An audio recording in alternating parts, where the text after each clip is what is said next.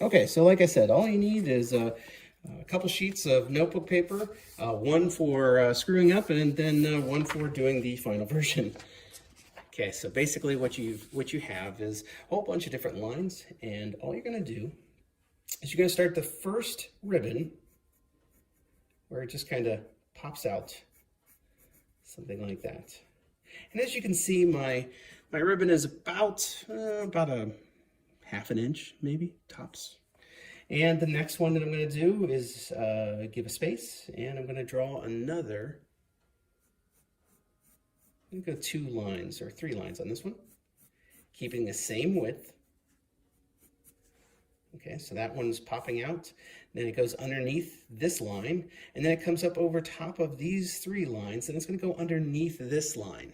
Okay, and I'm going to make this one go up, and it's only going to go over 2, this one. And then I'm going to have this one go again over 2. And then this one I'm going to have it go 3. All the while keeping it where it only has a ½ inch diameter there. So ½ inch, ½ inch, ½ inch, all the way down. And I can keep doing this until I get down to the bottom. So let me see if I can speed that up a little bit quicker. The end result will be, just gonna have that guy just kind of sticking out at the end there. Okay, so the end result is going to be a whole bunch of different curved lines. It'll look something like that. Now, after that, what you're going to do is you're going to, at the area where it's about to hide in underneath the line, you're going to add some shading in there.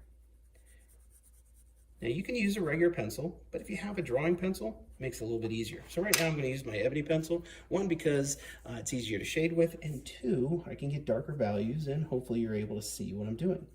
So this dark value that I have right here, as it moves away from that hiding section, it's going to get lighter.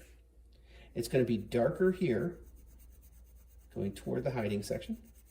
Hiding line, I guess I should call it. And as I move away, it's going to become lighter. Okay, so you see how I'm getting volume that way. Okay, another thing that you can add to get a sense of volume is get a little bit of shading underneath here. Remember, doing all this with small concentric circles will make a huge difference and not make the ribbon look so textured. Okay, so right there. And I'm going to have this one, again, toward the hiding line. It's going to be dark. And then as it runs away from that hiding line, it's going to become a little bit lighter. So again, small circles leading out to a simple white value. Okay, so you see how we're already starting to get that kind of look, and kind of hard to see there, but I think you guys get the idea. Okay, and the end result will hopefully look something like this, where you'll have several different weavings, okay, and you'll have 1 ribbon. What you're going to end up doing is 4 of these. So you're going to end up doing 4 ribbons that'll go down, and you can have it where the next batch, let's say the next batch here is going to come up here and kind of, if you notice, I'm doing some that are going a little bit opposite. So this one I kind of had it arcing this way instead of just all of them doing the same thing. You can do that kind of stuff. And you will notice on my second one that I drew, the hiding line of this guy, this is actually jumping over that hiding line. And this one, have it go up here. And after you do several of these, you're going to have a little bit of a photo illusion going on, optical illusion going on. Okay, so that's what you're shooting for. Of course, take your time with the shading, make them look good.